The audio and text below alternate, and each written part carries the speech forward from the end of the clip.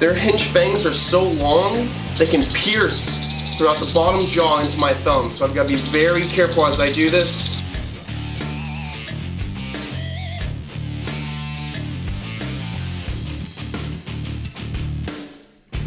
Now that is a deadly, deadly natural toxin. I'm going to drop it right into it.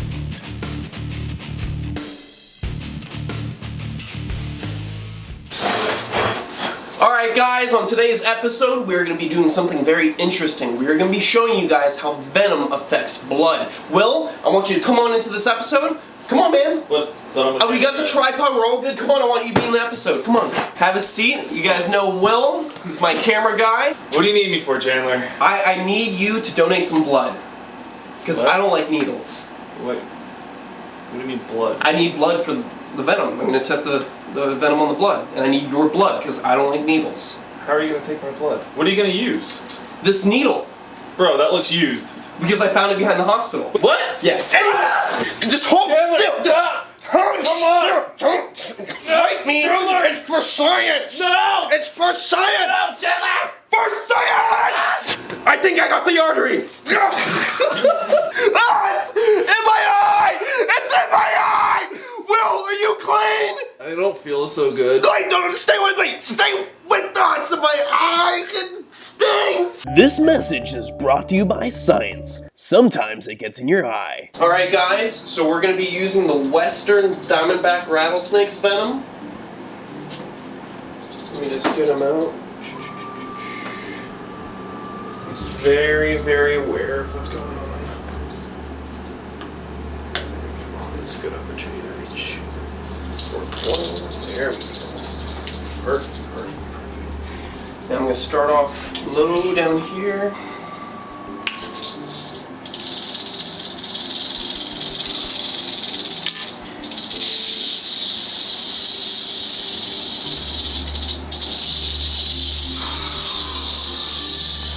It is very, very important that I watch my finger placement when pinning a viper like a diamondback rattlesnake because their hinge fangs are so long they can pierce throughout the bottom jaw into my thumb. So I've got to be very careful as I do this.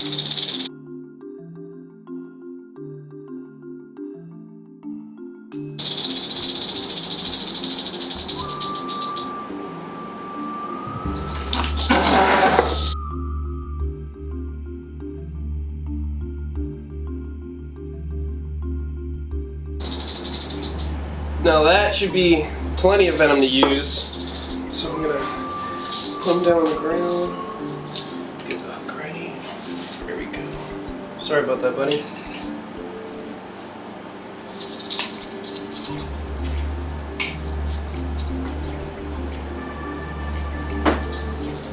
There we go. Back into the enclosure. Not too upset. Thank you for the help, buddy. Now we're gonna show how toxic your venom can be.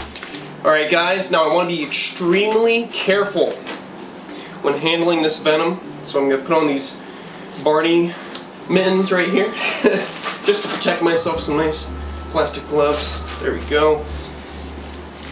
I'm going to take off that seal. Ooh, that is a deadly amount of venom right there. Right here we just have a little bit of blood. There we go. Freshly taken. What I'm going to do, let's get this cornered in. Now that is a deadly, deadly natural toxin. I'm going to drop it right into it.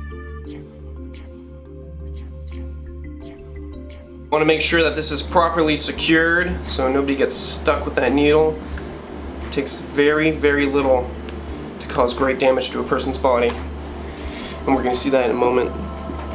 Now while we're waiting for the venom to take effect on the blood, let's talk about venom itself. Venom is a protein. It's a modified saliva used to immobilize prey, defend the animal against predators, and also helps with digestion. So when the venom is injected into the animal, it helps digest from the inside out, while the animal's stomach helps digest from the outside in. There are many different delivery systems. When it comes to snakes, we have different types of fangs on the planet. For the vipers, they have hinge fangs that shoot out like switchblades. Right here, I have gaboon viper fangs, because they do shed the fangs. So, this is the hinge fang of a gaboon viper.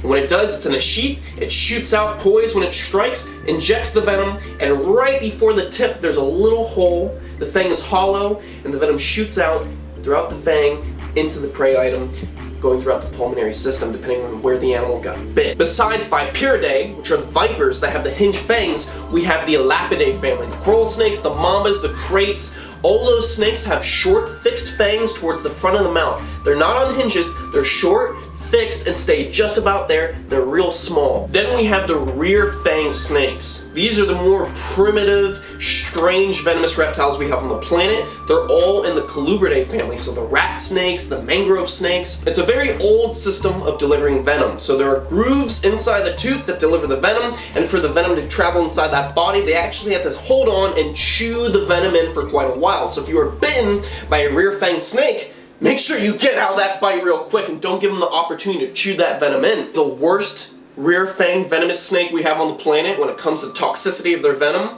would be the boomslang found in Africa. It looks like a harmless tree snake, but it's not. This snake, if it bites you, its venom has an anticoagulant that turns all the blood in your body into a watery substance that just leaks out of you and you bleed to death. It is nasty stuff. And lastly, when it comes to snake fangs, we have one more species. This is the only species that has this type of fang. They're called stiletto fangs because they're like stiletto knives that shoot out the sides. Yes, fangs that shoot out the sides of the mouth. So, if you try to pin the snake by the head, he could easily side fang you, get you in the thumb, and then that's it. Your thumb gets eaten away by that venom. Now, this animal's found in Africa. They only get about that big. They're dark and they live subterrestrial, so they're under the ground most of their life, and they usually never come in contact with people. Most of the bites have been recorded in venom labs when people are trying to milk them. So when they pin those animals, it just turned a little bit with their slick scales, jab them right in the thumb, and they have to endure agonizing pain because there is no anti-venom for the stiletto snake. So, we have hinge fangs from the viper family, we have fixed fangs from the Elapidae family, and we have stiletto fangs, and we have rear fangs. Those are the fangs of the venomous reptiles. Alright guys, after giving the snake venom enough time to affect the blood, honestly, it's only been a couple minutes, and the results are a little bit terrifying. This liquid substance is now a clotted jelly. Look at that. Slowly trickling down in one mass. If that were to be in your pulmonary system, that could cause some blockages. That is nasty stuff. Look at that. It has turned a liquid into like a jello. That is nasty, clotted blood. Now, a lot of you guys have been commenting in the section below saying, what happens if he gets bit by one of these venomous reptiles? What happens? Where are you gonna go? Do you have anti-venom? All these questions I can answer for you right now. So let me put this hook down, get my glasses ready, and just...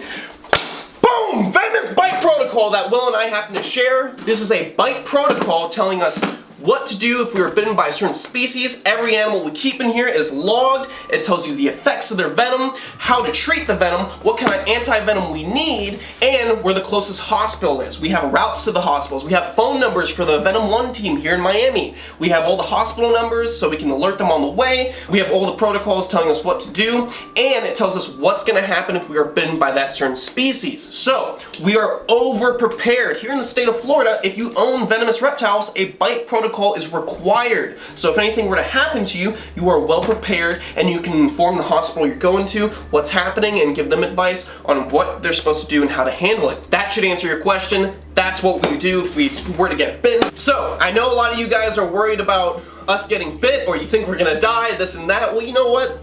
Life's short. I enjoy these animals. Will enjoys these animals. We love being around them. We take risk into our own hand, and we're very experienced. We know what we're doing. So if you get a little heartbeat action during our videos, that's good. We want you guys to be excited, but we don't want you guys to ever try and mimic anything we do. We are professionals, we are licensed, and what we do is very dangerous. So we want you guys to enjoy the videos. Now, let's go back to the venom. So guys, the big message from this video is basically, if you see a snake, venomous, non-venomous, if you can identify it, the best thing to do is stay away. Because the end result, if you get bit trying to mess with it, it's not going to be a happy time.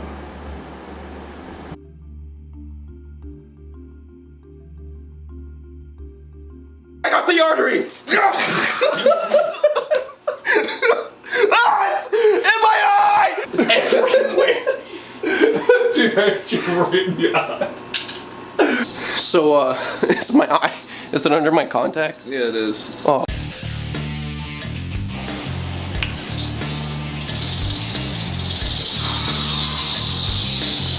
Their hinge fangs are so long, they can pierce throughout the bottom jaw into my thumb. So I've got to be very careful as I do this.